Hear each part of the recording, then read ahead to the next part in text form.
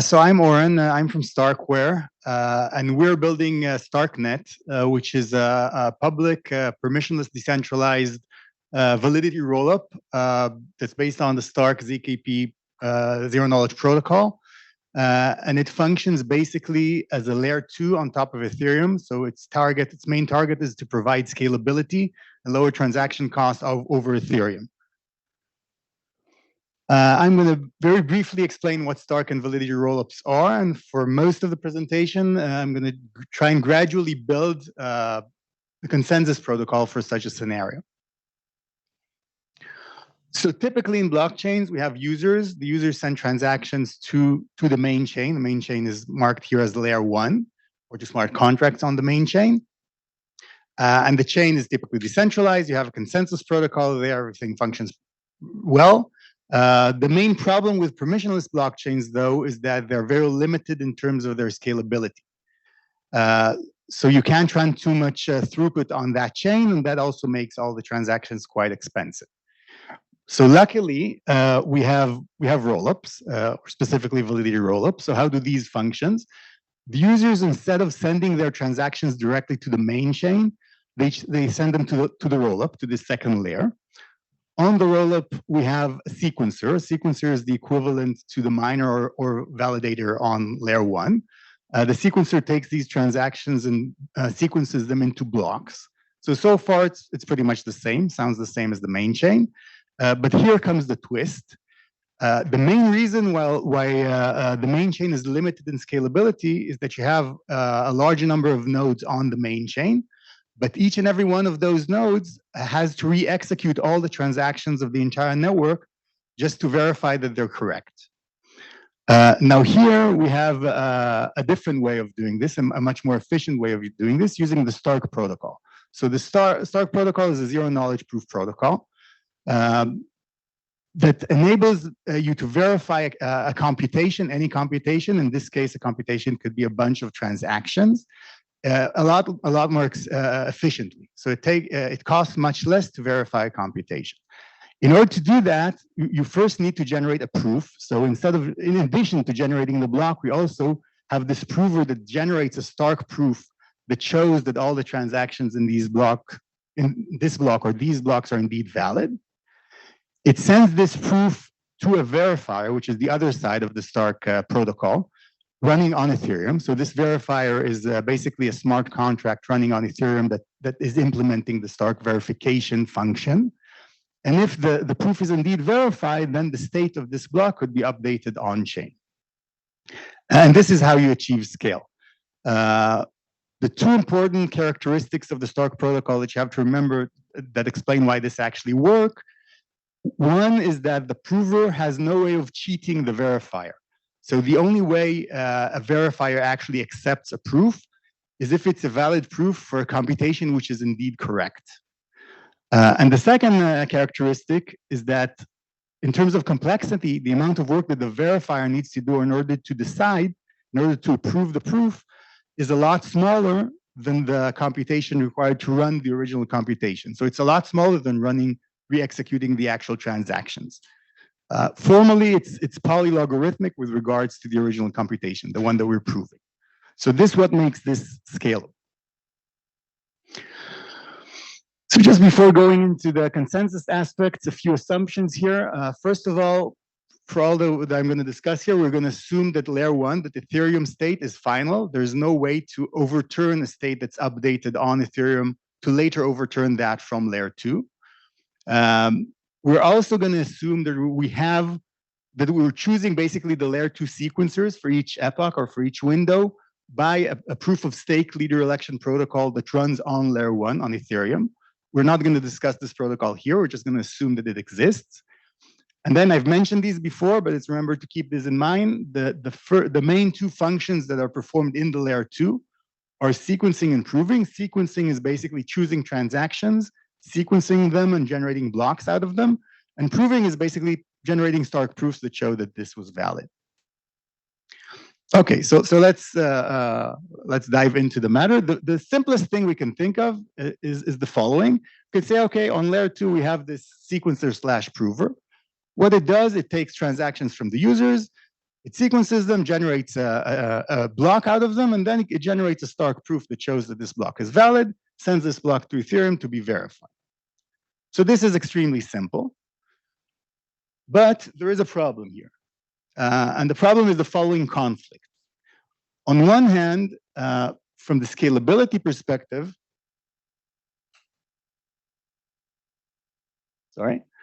this is the problem. From the scalability perspective, in order to achieve high scale, we want the proofs to be as large as possible. The more we put into a single proof, the less expensive it's going to be to verify for each transaction. So we want to bundle a lot of transactions until we generate a proof. Let's say we don't want to do that more frequently than once every 10 minutes. On the other hand, from the user perspective, a user wants to know whether their transaction has been included or hasn't been included in a block a lot quicker. So we want blocks to be generated a lot quicker, say once every 10 seconds. So one relatively simple tweak that we could do here, we could say, okay, let's take the same protocol, the sequencer prover. Instead of generating a block and a proof per block, it's going to generate a sequence of blocks, and then a proof that shows that all this sequence has been correct. So what's the problem here? The main problem is that now we have a single entity, this sequencer, that basically controls the entire network for a pretty long duration, for 10 minutes. So at the very least, the layer 2 finality during this duration is pretty much trusted to this specific sequencer. If this sequencer is adversarial, it could even just halt the network for this entire duration.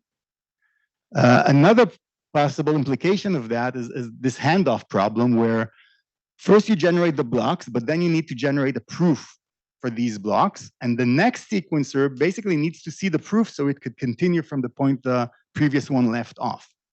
Now, since generating the proof takes time, actually it takes longer than generating the blocks themselves, we have this dead time here where transactions can't be accepted and the new sequencer can't yet take over.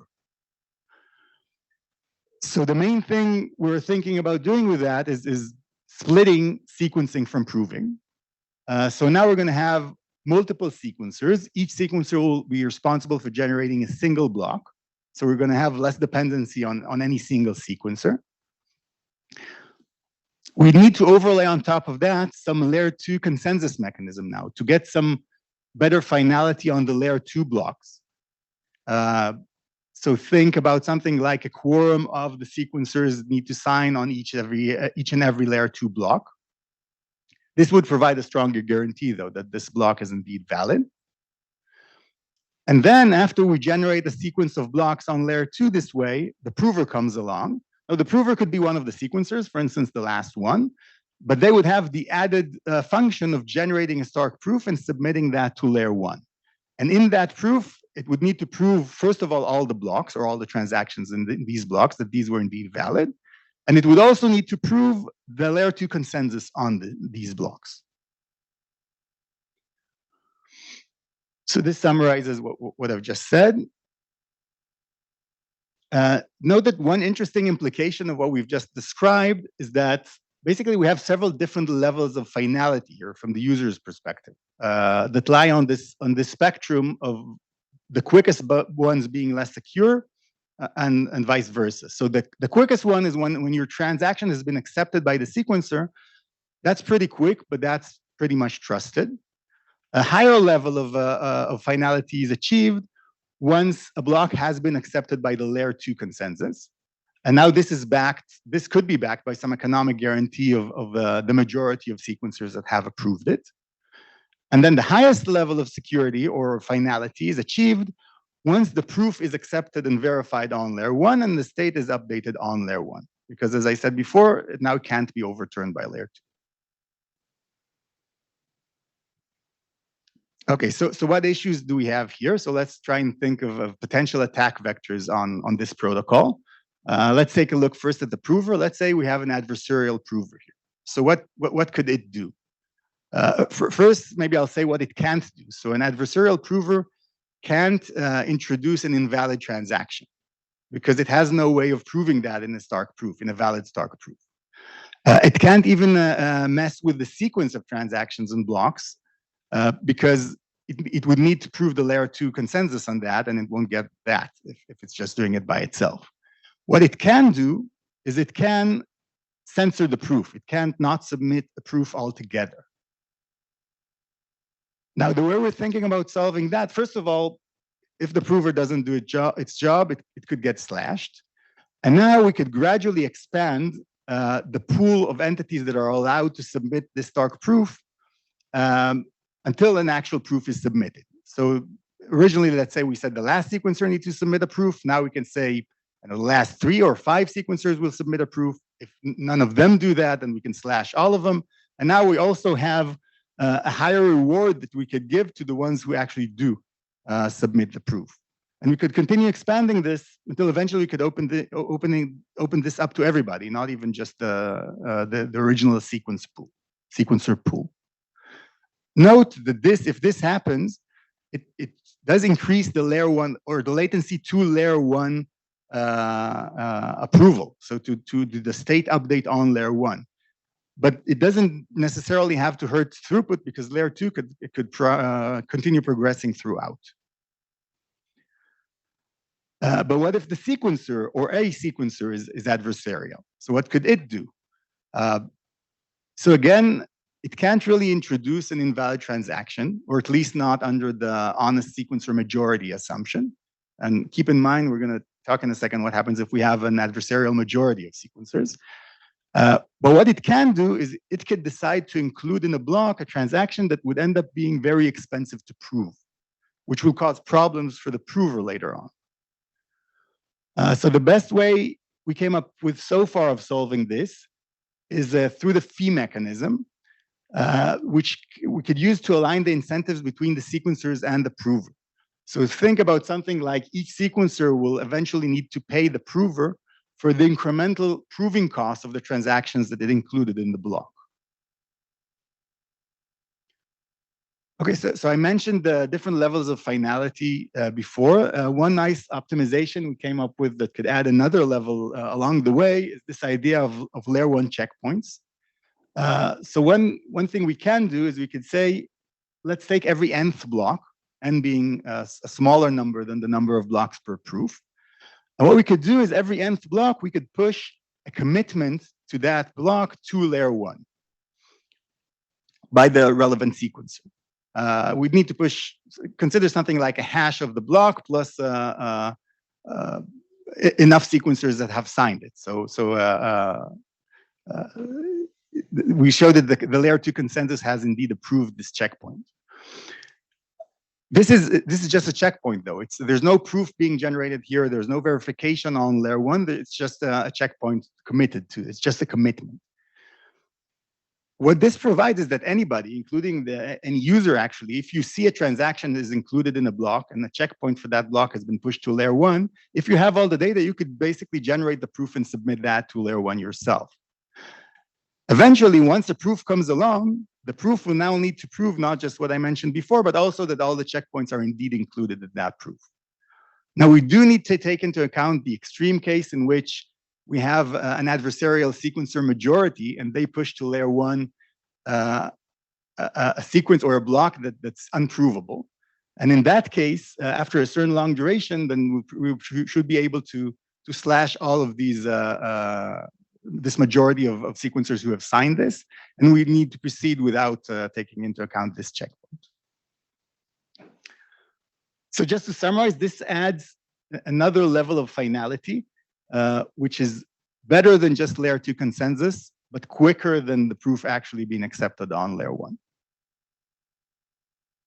So I mentioned before, one nice feature of Validity Rollups is basically it also provides some protection from a malicious majority of sequencers. As you can see, these guys are very malicious.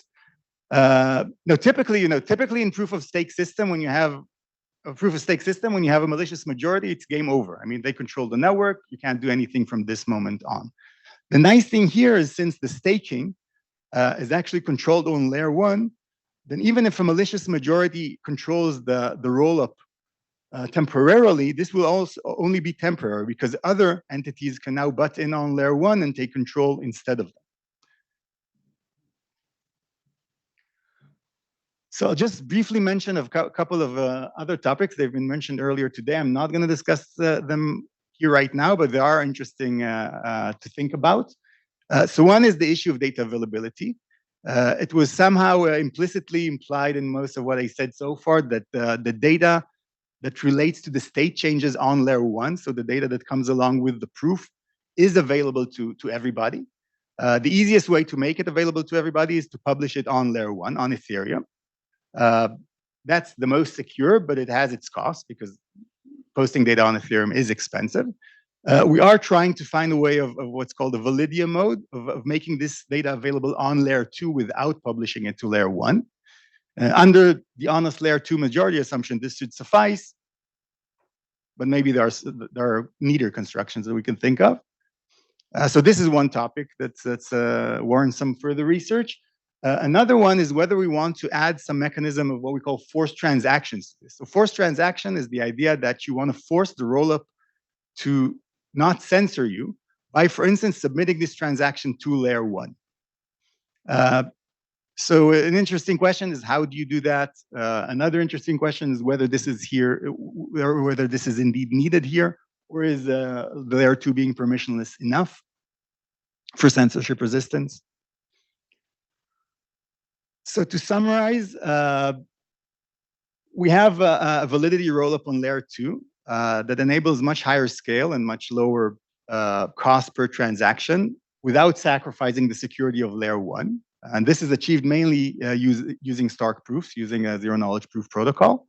But it implies, as you've seen, that we're going to have sequencers and provers on layer two, and we probably need to separate the two. So we're going to have two separate functions, and we're going to have multiple blocks per proof. We're going to need to have some sort of a layer two consensus mechanisms for the blocks. And this implies that from the user's perspective, we're going to have several different levels of finality.